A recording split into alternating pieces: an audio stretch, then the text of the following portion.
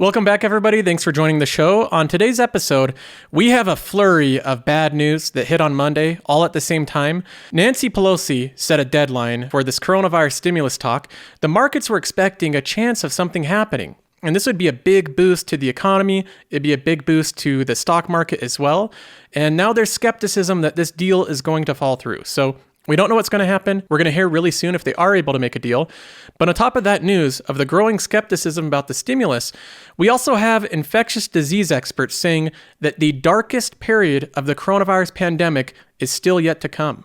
So we're just in the midst of it. We're about to hit the actual worst point of this pandemic. It does seem to be following that trend. You can see that we're trending right back up to the biggest point that we've had so far. Over 70,000 new cases a day in the United States. 70,000 a day. This is not what we want to be hearing. So with that news combined together, the fact that the stimulus may not happen until early next year, and the fact that we're having increased coronavirus cases, we're having a market sell-off. Every broad index was down across the board. So we're going to go through this news and talk about why I think investors, for the most part, should ignore all of this. You should put it to the side, not worry about the elections coming up, not worry about the economy specifically right now, and instead stay invested. I'm going to be going over that in this episode, as well as we're going to take a look at my portfolio and the different holdings in it, and I'm going to reveal the stock in my portfolio that has performed the absolute best over the last 2 years. This is a dividend stock. It has gone up a lot in the past 2 years, and it's not one that you would expect. It is not a tech stock. So I'll be revealing that in this episode as well. And of course, I have to remind you, we do have a Patreon. It helps support the channel. It's $6 a month, cancel anytime. You can try it out today for free. It gives you access to a community Discord of thousands of active members. It's a pretty active community, as well as you get exclusive content. You get access to a dividend tracking website. You can try that out. There's a link in the description if you're interested. Okay, well, I won't keep you waiting, so let's jump right into my portfolio, and I'll go over my best performing company. Now, I started this portfolio way back in December of 2017. It was a good time to start investing right then, but unfortunately, I didn't have a lot of money to invest in the portfolio. I had just recently purchased a home. With the home, I put a massive down payment on it, which was most of my liquid money at the time. So I didn't have a lot of money to work with, and what I did was slowly deposited money in to build up this account. And you can see the growth of it over time. If you make it a priority that every time you receive money, every time you receive a paycheck, you continually add to your portfolio, it will grow over time. Even if the market is really choppy, if things like coronavirus happen, you still will most likely make money. Most of the time the market goes up, that's just the case. Over time, it mostly goes in an upwards direction. If you stay invested for a good amount of time, it's likely that you're going to make money. So I have 33 holdings split up in a bunch of different sectors, and the holding that has done the best is in consumer. It is a consumer holding. The company that has done the best is Target. That is my best performing holding since the beginning of this portfolio. On a money-weighted return, I'm up 216%. But money-weighted is a little confusing the way that they do the math. If we go to the holdings page, this is a time-weighted return. It doesn't factor in dividends, but it does tell us the capital appreciation. Just with Target, over the past 2 years, I'm up 80.58%, and that's not counting dividends. So that's just capital appreciation, and Target does pay a quarterly dividend. My cost basis is $868, and the current value is $1,558. Now, there's a couple things I want to point out with this investment in Target, things that I think we can learn from it. The first thing is that you do not have to invest in some obscure, unique company in order to have tremendously good returns. I'm up 80% in Target in 2 years, and Target's a name brand. It's a company everybody's heard of, everybody knows about. It's not some obscure biotech company. It's not some chip maker. It's not some robotics company or AI. It's just Target, a company everybody's heard of, yet I've had 80% gains on it in 2 years. This tells me that you do not have to go out of your comfort zone and invest in obscure companies in order to have really good returns. The next thing that I would point out is that many of the companies that have performed the absolute best in my entire portfolio are companies that I simply like. They're companies that are my favorite ones to use their products or to use their services. For instance, Costco is one of my favorite all-time companies. I spend a lot of money there every single year getting groceries and shopping, and everything. Costco sells a lot of different stuff. It's one of my favorite places to go, and it's turned out to be a great investment as well. I can say the same thing about Home Depot. That's a company that I like the shopping experience. I like going and looking at all the equipment. Anytime I'm doing home projects, that's the place that I go. So I bought Home Depot, and that's been another company that's performed really well. Target's in that same category. The reason that I originally chose Target is because anytime my wife would decide where we would shop, she would end up picking Target. So I thought, there's a draw to this company. People like shopping there. And my wife, it turns out, is not unique in liking to shop at Target. CNBC recently came out with a video examining why so many people like shopping at Target. What do they do in their stores that make it so appealing to consumers to go to? And it's not by accident. I literally go to Target for everything. I really love Target. The whole store just makes us calm. I love everything about Target. I'm at Target right now. Makes me so happy just to be in the parking lot. Target has revolutionized the entire shopping experience. From the width of the aisles and the weight of the shopping carts, to the smell of Starbucks coffee and the placement of dollar bins. Like many technology companies with software, Target has taken the same iterative approach to continually improving their business. She mentions that they focus on the specifics of the weight of their shopping cart. That's something that you might subconsciously notice, is that they have those nice plastic shopping carts that are really well balanced and they're easy to push. It's a little bit better experience than the old traditional heavy metal shopping cart with the bad wheel. Target doesn't have those. They have a better shopping cart. That might seem silly, but that's one thing that might subconsciously make you choose Target over another company. Coffee has another upside too. Caffeine. They're more excited. They're going to buy more. They're going to stay there longer. They don't get tired quickly. They put Starbucks in their stores because it gives a nice aroma, and it also gives people caffeine, so when they're shopping, they have more energy and they stay around longer. I think this is a big factor in why these companies have done well. They're companies that I enjoy their products and services. And if you really like something, you like a company, you like the products they sell and the services that they offer, you're probably not alone in that. There's probably a lot of other people that think the same way you do. So Target's a company that I like, and it's one that's performed really well because it turns out a lot of other people like it as well. Now, the next thing that I'll mention that I think we can learn from this performance of Target is the dramatization of the effects of Amazon. Amazon has been called the retail killer. That they are the ones going and like a kill spree, they're taking out retailer after retailer. And this has been true for a few companies like JCPenney and Sears, but I think Amazon killing off other retailers has been heavily dramatized. We have articles like this from Vox saying Amazon was already powerful. The coronavirus pandemic cleared the way to dominance. Amazon is going to dominate retail. But have we seen that? In the last 2 years as well, Walmart, one of the primary competitors to Amazon, has also performed very well. It's gone up 55%. Walmart isn't suffering because of Amazon. If we look at Home Depot, another competitor to Amazon, another big retailer, it's done well over the past couple years. It's up 78%. If we look at Best Buy has also done well. And this is a company that focuses on electronics. How has a company that has focused on retail electronics been able to compete with Amazon and their dominance? Well, Best Buy has found a way to compete with Amazon. We can go on. We have Lowe's that similarly has done well over the past couple years. And then we could go to other companies like Nike. Nike used to sell on Amazon, and they decided, you know what, we don't want Amazon taking a cut. So we're just going to sell directly from our website and pull all of our products off of Amazon. And it was successful. Nike stock has soared over the past year as their earnings have continually grown, despite the fact that they have moved from Amazon. This article from CNBC says that brands don't need Amazon. Nike's departure could prompt others to leave as well. So that's the last thing that I'll point out, is I think that Amazon's dominance has been overstated and people think it's going to kill off every other retailer. We've seen evidence over the past couple years that that's not the case. Most of them that have been heavily affected by Amazon were businesses that were slowly going away anyways. Amazon just sped up their decline. But other companies like Target, Nike, Home Depot, Costco, you could include Walmart and Lowe's as well. Those companies are doing just fine against Amazon. Now moving on, this week the markets have not done well. The Dow Jones dropped 400 points on Monday as stimulus uncertainty grows and coronavirus cases rise. So we have two different dynamics going on, both of them not good. What could help the economy, as well as the stock market, is a coronavirus relief bill. Nancy Pelosi put a deadline on it for Tuesday, so we're going to find out today whether they make that deal or not. But I have my concerns about this. I think that it might be unlikely for them to make a deal because there's so much politics at play here. We are 15 days from election, and this is the primary thing that both Democrats and Republicans are focused on, is winning the election. They're not primarily focused on getting the coronavirus relief bill out. That's something that's being used as a political tool from both sides, so I think there's going to be resistance in getting that passed before the elections. I think it will be unfortunate if no deal is made before the elections, because Jerome Powell has warned us about the economic consequences that could happen if we don't give enough support.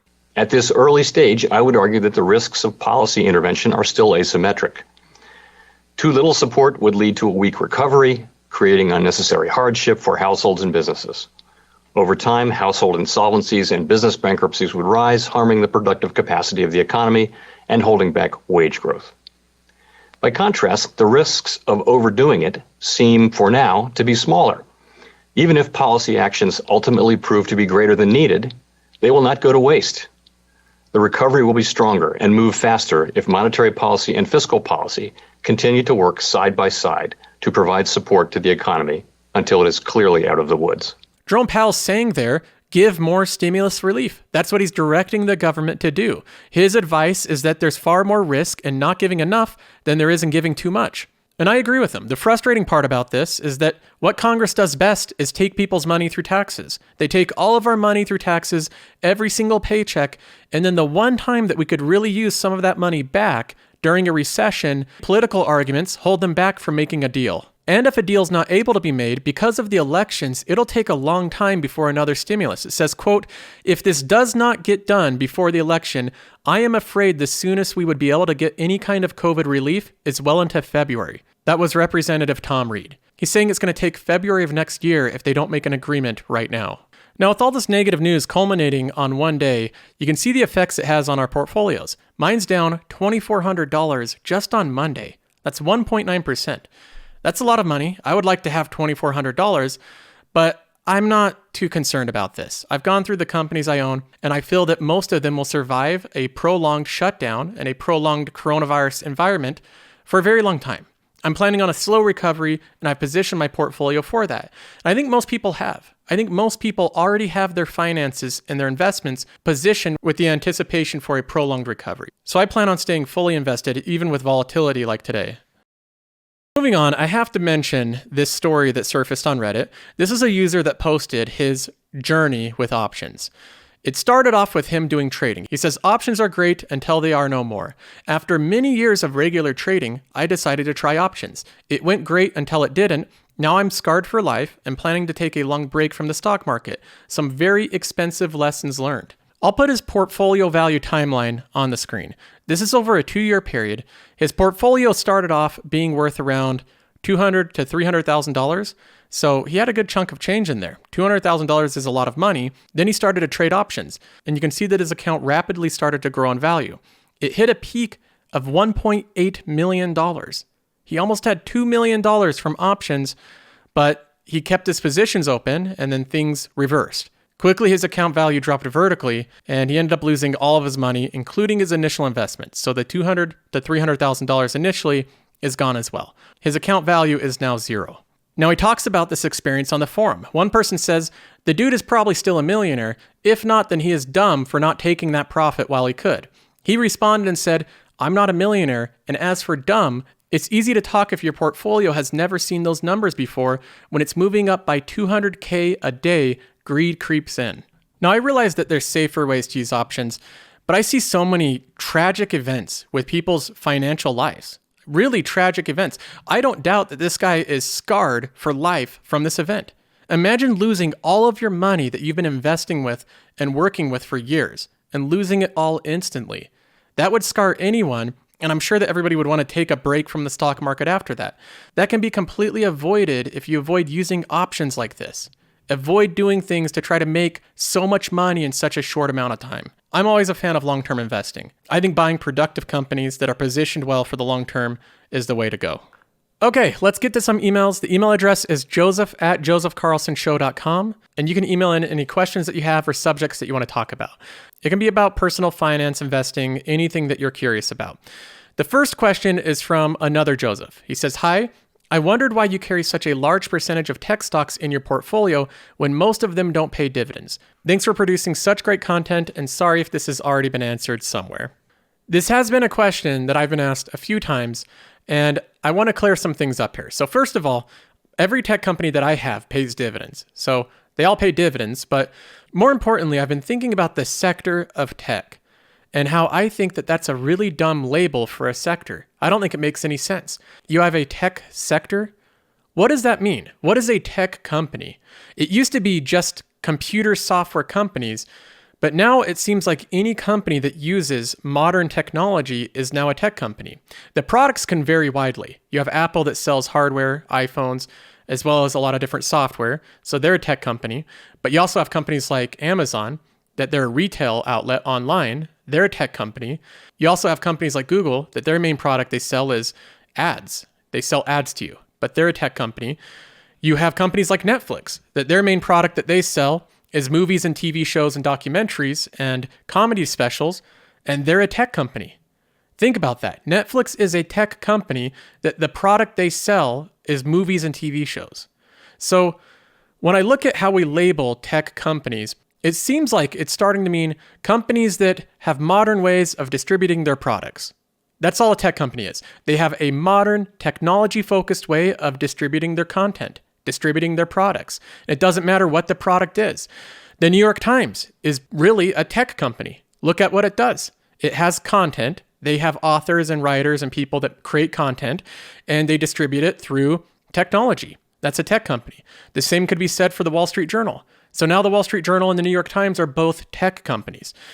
You could even say, going along with this, that Disney is a tech company because now it has Disney Plus, which is a streaming service, and that functions, as far as the technology goes, the same way that Netflix does. It distributes the content in the very same manner. So is Disney now partially a tech company? Probably, with the way that we're defining these terms. So I'm looking at this, and I'm seeing tech as a sector, and the way that the media and the way that we've all decided to categorize this, I think is erroneous. It doesn't make sense. To put everything into tech, meaning a company that just has a modern way of distributing content or distributing its products, that doesn't make sense. That's what most companies should be doing. Most of them should be moving to modernized ways of distributing their product. So it doesn't make sense to me. I think that naturally, if that's the way that we're defining tech, tech will grow until it encompasses almost every company. I think that it will encompass most of them. But I really think that what we're looking at is categories. That's what we should be focused on in terms of diversity. We have categories of companies like online retail, we have ad revenue companies, we have content creation companies, we have financial companies, and that's the way that I think they should be organized. So I've actually considered this in my portfolio. Rather than organizing the companies by tech and consumer, I'm thinking about organizing them by categories of really what they sell. And I would reorder them right now, but it's difficult to do an M1. You'd have to kind of sell the holding and buy it back in another pie, which is cumbersome. So I'm waiting until they come out with a better way to reorganize pies where I don't have to do any of that. So that's something I've been thinking about. I think that the category of tech company is really meaningless. It doesn't mean much. So if it makes up 50% of my portfolio or 100% of my portfolio, that doesn't mean that my portfolio is not diversified. If you look at the actual companies, even if they have modern ways of distributing their product, they could be in completely different categories. Raul says, "Hi, Joseph. I am a university student and am a software engineer. I read a lot of financial books, watched a lot of your episodes, and I have $3,000 invested in dividend growth investing. I had a basic question. Many books suggest don't borrow money, create it, to increase assets and reduce liabilities. Rich Dad, Poor Dad goes on to say, never take a loan for your house so you can pay yourself first. I am curious, what are your thoughts on taking a loan for your own house, or did you buy it by investing? Would be very interested to hear you elaborate on this." Raul, this is a good question. I bought my first home in 2013, and I bought it for $150,000, and I paid $30,000 down. So my actual mortgage was $120,000. That is a very small mortgage, especially in today's terms where home prices have gone up so much. I was paying like $700 a month for my mortgage. So it wasn't the nicest place. It was a pretty old home. It was like at least 50 years old. So it was an older place that had been refinished a couple times, but we enjoyed it. We actually liked living there. It was a nice small home. It was a very low mortgage. It was a pretty stress-free place to live. I did use some debt to purchase that home, and it did appreciate in value quite a bit. I sold it for $70,000 more than I purchased it. So when I sold it, I took out my original investment, the $30,000, plus the $70,000 that had appreciated, and then I put that money into another home along with a bunch of savings. So my next home that I purchased is the one that I'm currently living in. It was about $375,000, around $375,000, and I put $175,000 down. So I put an enormous down payment on this house specifically because I wanted to have a low monthly mortgage. I wanted to have that same feeling of having a stress-free living. I didn't want to worry about my mortgage payment. And since purchasing this house, and even after putting such a large down payment on it, I've chosen to pay off my debt aggressively. So even after paying that much down, I'm still making continual principal payments on my mortgage and reducing it over and over again. And I think that I'll be able to have my house completely paid off by 2021. That's the goal, to have it completely wiped out, no debt on the mortgage by 2021. I know that there's smarter things technically you could be doing with your finances. You could refinance and get a lower interest rate and then invest that money in the stock market, and it has a higher expected return. All of that good stuff that people can argue, but I don't really care. I want to have zero debt. I want to have zero stress financially, and that's the way to do it. So that's my thoughts on it. I'm trying to pay off my home as soon as possible. If I have my mortgage paid off, I have no auto loans, I have no medical debt, no credit card debt, no school debt. If I'm completely debt-free, that is a pretty financially stress-free life. There's not much stress in your life if you have no debt in just financial terms. So that's the goal. That's the direction I'm heading towards. And I think I'll be able to accomplish that sometime next year. Maybe I'll make a video about it when I do, but I wouldn't completely rule out buying a home until you can pay for it. I think it's okay to use some debt to buy a house. Just try to do it as responsibly as possible. Okay, well, that's all for this episode. I appreciate all of you for watching. If you've made it this far, I'd appreciate it if you give the video a like. That helps out the algorithm, as well as subscribing to the channel if you haven't already done so. And keep in mind, the Joseph Carlson Show is also on Apple Podcasts and Spotify and every other podcast service. So you can subscribe there for free. You can listen to the show on audio only if you want. And like always, I will check in with you guys next time.